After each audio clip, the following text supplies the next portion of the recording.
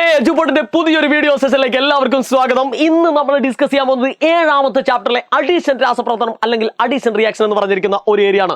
പല കുട്ടികളും നമ്മളോട് ചോദിച്ചിട്ടുണ്ട്, സാർ ഇത് ഏതൊക്കെ രീതിയിലാണ് വരിക, ഇനി എങ്ങനെയാണ് കണ്ടാൽ തിരിച്ചറിയാന്നൊക്കെ ആണെങ്കിൽ ഇതിന്റെ ഉത്തരം ഈ വീഡിയോയിലുണ്ട്. നിങ്ങൾ ആദ്യം മുതൽ അവസാനം വരെ വൃത്തിയായിട്ട് ക്ഷമയോടുകൂടി ഈ വീഡിയോ കാണുക.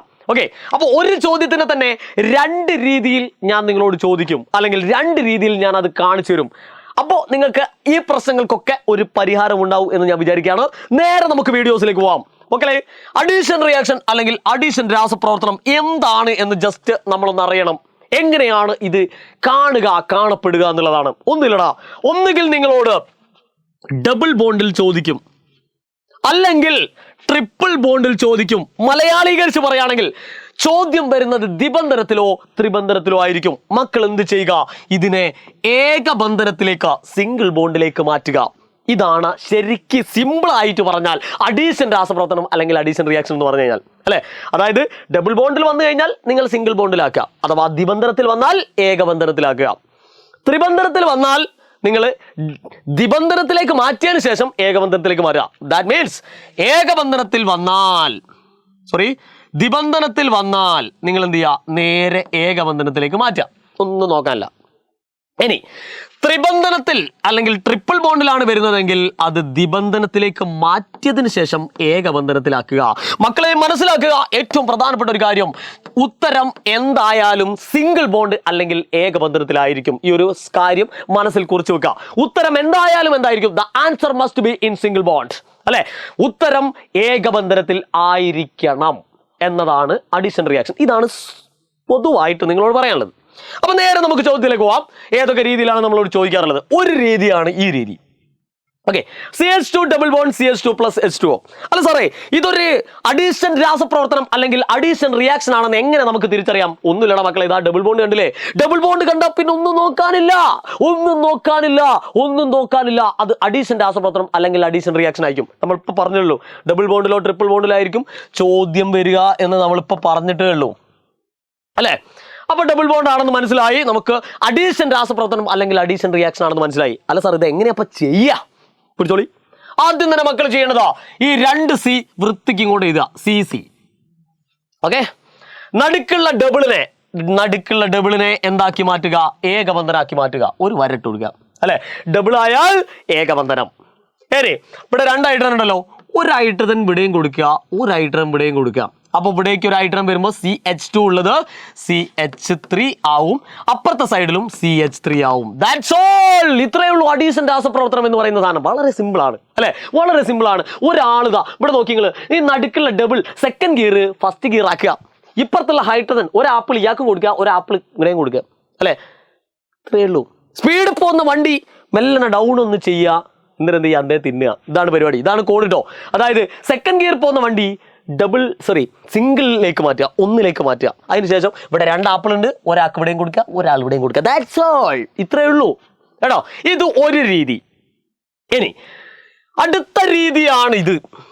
കാരണം ഈ ചോദ്യം തന്നെയാണ് ഞാൻ ഇതേപോലെ എഴുതിയത്. അതെങ്ങനെയാ സാറേ? അല്ലടാ മക്കളെ, ഇതാ 2 കാർബൺ, ഇതാ C2 ഹൈഡ്രജൻ ഉണ്ട്, ഇവിടെ 2 എണ്ണം, ഇവിടെ 2 എണ്ണം, ടോട്ടൽ 4 പ്ലസ് H2 കണ്ടോ? ഈ ചോദ്യത്തിനെ തന്നെ നാം മോളിക്കുലാർ ഫോർമുല അല്ലെങ്കിൽ തന്മാത്രാവാക്യത്തിലേക്ക് മാറ്റി. വളരെ സിമ്പിൾ ആയിട്ടുള്ള പരിപാടിയാണ്. വേറെ ഒന്നും നോക്കാല്ല. അഡീഷൻ രാസപ്രവർത്തനം നമുക്ക് മനസ്സിലാവും. എങ്ങനെ മനസ്സിലായി? എങ്ങനെയാണ് മനസ്സിലാക്കുക? അല്ല സാറേ, ഇവിടെ ഡബിൾ ബോണ്ട് ഒന്നും കാണുന്നില്ലല്ലോ, C2H4 പ്ലസ് H2, ഇതെങ്ങനെ മനസ്സിലാക്കും സാർ? അതിന് നമുക്ക് വേറെ ഐഡിയ ഉണ്ട്. കാർബണിന്റെ എണ്ണം എത്രയാണോ അതിന്റെ നേരെ ഇരട്ടിയാണ് ഹൈഡ്രജൻ വരുന്നതെങ്കിൽ നമുക്കറിയാമായിരുന്നു അത് ഈനാണ് എന്ന് പറഞ്ഞാൽ ഇവിടെ ഡബിൾ ബോണ്ടാണ്. ഈൻ്റെ അകത്ത് ഡബിൾ ബോണ്ട് അഥവാ ദ്വിബന്ധനാണ് വരിക. അല്ലടാ മക്കളെ, കാർബണിന്റെ എണ്ണം എത്രയാണോ അതിന്റെ നേരെ ഇരട്ടിയാണ് ഹൈഡ്രജൻ വരുന്നത്. ഇവിടെ നോക്കി നിങ്ങൾ, ഇവിടെ 2 ഹൈഡ്രജൻ, അതിന്റെ നേരെ ഇരട്ടിയാണ് ഹൈഡ്രജൻ വരുന്നത് 4. അങ്ങനെയാണെങ്കിൽ ഈനാണ്.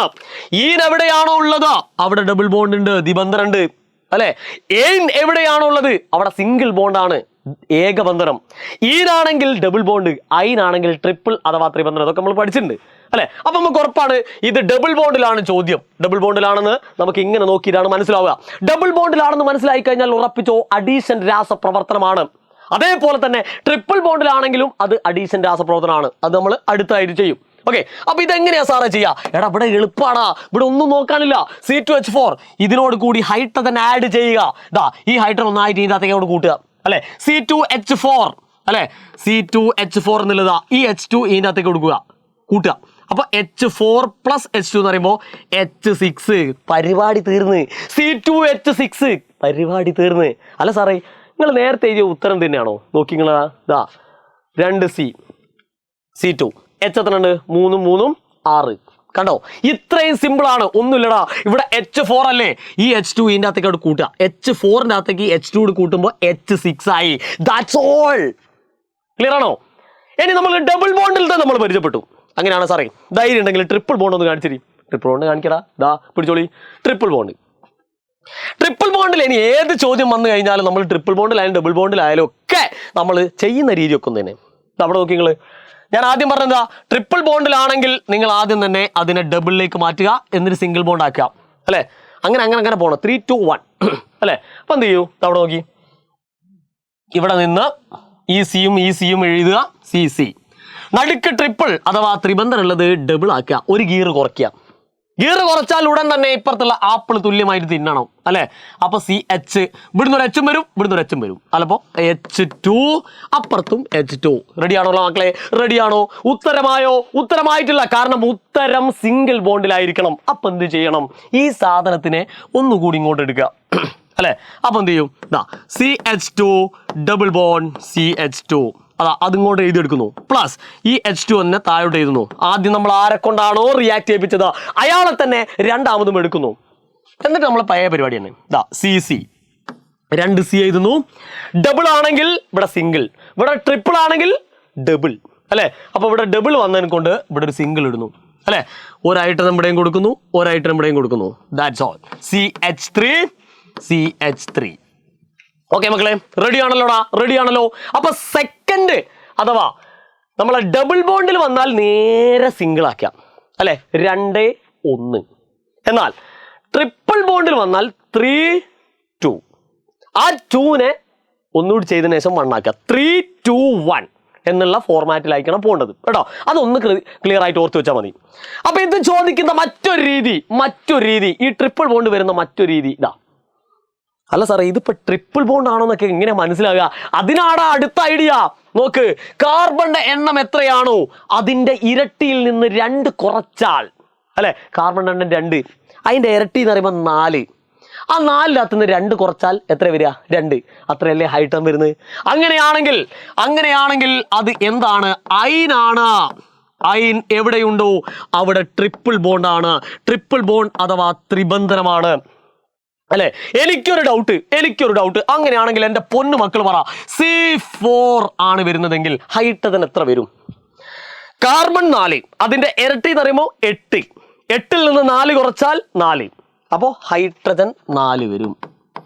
റെഡിയാണല്ലോ മക്കളെ? റെഡിയാണല്ലോ. സോറി, ഹൈഡ്രജൻ 4 അല്ലേ വരിക. അതായത് കാർബണിന്റെ എണ്ണം എത്രയാണോ അതിന്റെ ഇരട്ടിയിൽ നിന്ന് 2 കുറയ്ക്കുക. അപ്പൊ കാർബൺ എണ്ണം ഇവിടെ 4, 4-ന്റെ ഇരട്ടി എന്ന് പറയുമ്പോൾ 8. 8-ന്റെ അകത്തുനിന്ന് 2 കുറച്ചാൽ എത്ര കിട്ടും? 6 കിട്ടും അല്ലെ. C4H6 ആണ് വരിക. ഓക്കെ, അപ്പൊ ഈ ഫോർമാറ്റിലാണ് വരുന്നതെങ്കിൽ അത് അയിനാണ്.